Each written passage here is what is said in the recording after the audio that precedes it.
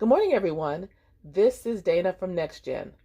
I hope everyone has had a fantastic weekend. Last week, we kicked off our Budget 102 series, going over the different types of personal consumer debt and how they work. Today, I'm excited to share Mark and Carla's personal consumer debt and their budget to include a plan of action. Mark and Carla are our married millennials from our wealth case study 4. Have you ever wondered why, when financial experts ask about someone's debt, they intentionally exclude the mortgage? Or when they ask how much a person makes, they start with the gross pay and they go no further? I believe this is done intentionally and not in a good way. Now, granted, for most people, their mortgage loan is their largest expense, and we should know our gross and our take-home pay. With that in mind, and based on what we went over last week, I would like to do a paradigm shift and not normalize personal debt.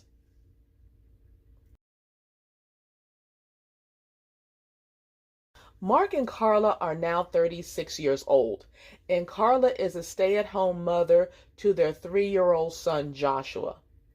Carla manages their household to include the family budget. Mark and Carla's position is that they, in addition to a budget, also need a plan of action to eliminate their debt. So let's take a look at their debt portfolio. What you see here are examples of secured, unsecured, installment, fixed, and long-term debt. They have a 30-year fixed rate mortgage loan, an installment loan for their home furnishings. That's at 0% financing for 48 months, and a car loan that is financed for 36 months with a 0.99% APR from their credit union. As you can see, their debt is substantial. The inclination is to focus on the installment and the car loans. However, those debts will be cleared within 5 years, and with a total interest of $536.76. The mortgage is a different story. First, let's see what Carla's working with. Mark's annual base salary is just under $150,000, but that's not how much he brings home. So that's why you see the annual gross, then you see the annual net. He gets paid every other week, which is 36 pay periods. So if you take that annual net and divide it by 26, you get the biweekly amount. But what Carla's working with is the monthly salary for the family budget. So what she did was she took the annual net and divided it by 12, and that's why you have the $8,673.53 as their monthly family budget. So when Carla is putting together the monthly spending plan, she is using the monthly net income of $8,673.53. And she segregates the expenses by what is paid by check and what is paid using a credit card. And she does this because the credit card that they're using offers a 2 to 5% cashback rewards, and they also receive an annual summary of their expenditures from the credit card company. The credit cards are paid in full every month. Neither Mark nor Carla has a debit card.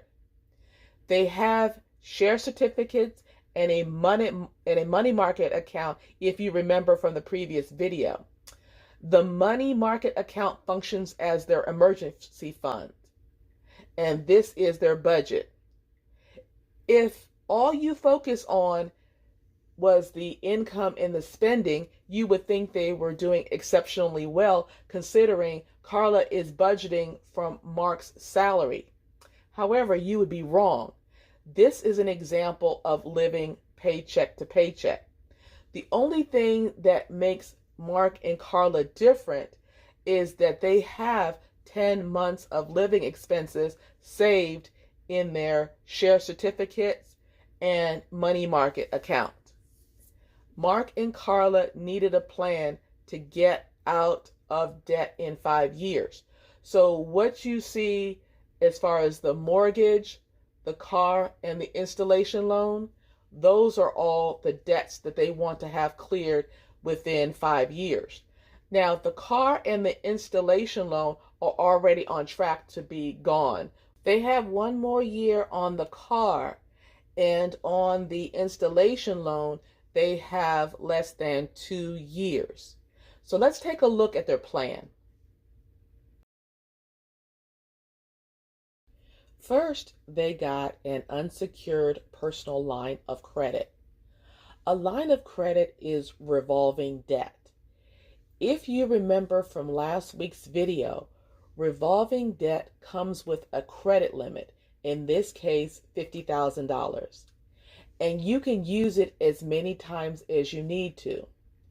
You must make at least the minimum payments, and the remaining balance will then transfer over to the next month with a variable interest rate in most cases. I would like to make a distinction between Mark and Carla using an unsecured personal line of credit with a variable interest rate versus them borrowing against their share certificate, which is secured and comes with a fixed, usually lower rate.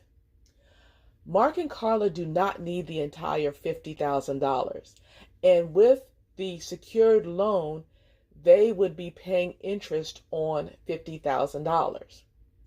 With the line of credit, they use it when they need it and for any amount up to $50,000. They would only pay interest on the remaining balance that carried over to the following month. Carla was using the line of credit to add $5,000 of principal only monthly payments to the mortgage. To be clear, Carla sent 2 separate payments and specified which one was principal only. Of course, she checked to make sure the payments were applied correctly. Let's take a look at the new budget. I know this looks a little scary considering Mark's monthly salary did not increase by $4,000.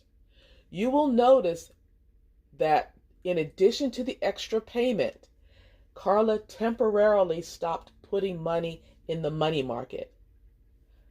How did Carla do this?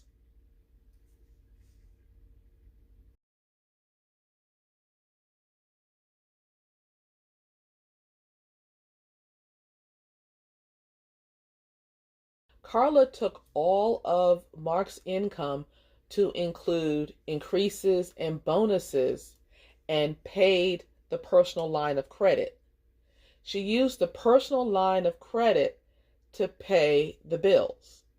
Now, in the first month, she used the line of credit to pay the bills and the family's expenses. So it looks a little, this is like the second month. So if we were looking at the first month, we would be looking at the personal line of credit used to pay the household expenses and then go back to the income. And then we take the income and apply it to the personal line of credit. So that would count as a payment to the personal line of credit. And if you remember, like I said from the beginning, is that they have to make a minimum payment. In this case, she's taking everything and putting it in the personal line of credit. So what happens after 5 years? In 5 years, Joshua will be going to school and Mark's salary would have increased. The car loan would be paid off before the installation and mortgage loans. Now that Mark and Carla do not have a mortgage, they also do not have an escrow account. And in previous videos, if you remember, if the mortgage company has what they call an escrow, that's the money that would be used to pay the property taxes and the homeowner's insurance. So since they no longer have an escrow account used to pay the taxes and the homeowner's insurance, Carla would need to make those payments directly. So that's why you see the utilities has gone up, the HOA has gone up, and of course the landscaping and snow removal has gone up as well. So the additional category are the property taxes. So the property taxes in this case is showing $400 monthly. That's her budget. However, she does pay it every year. So the expenses paid by credit card, the reason that went up was because she uses the credit card to pay the homeowner's insurance. So that's the reason why that number went up. It's not because of lifestyle inflation. These adjustments were made because one, we're including the homeowner's insurance, and two, another reason is because the car has been paid off and the warranty period had expired. So Carla and Mark wanted to set aside funds for vehicle maintenance. So that pretty much frees up $4,500 a month as a surplus after all is said and done. So what would Carla do with that extra $4,500 a month?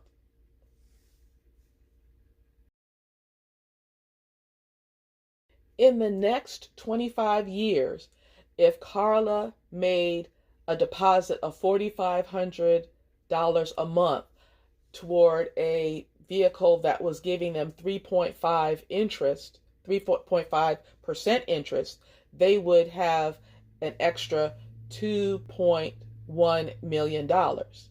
Of course, Carla and Mark would be 66 years old, and Mark wanted to retire at 57.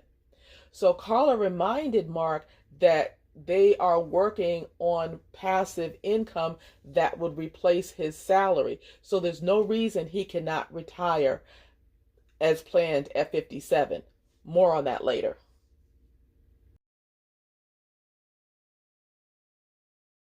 Thank you for stopping by, and I hope this information was beneficial.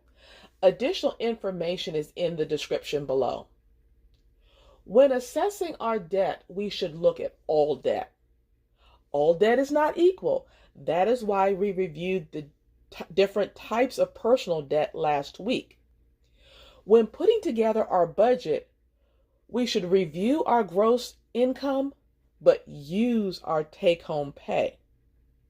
We don't have to normalize personal debt.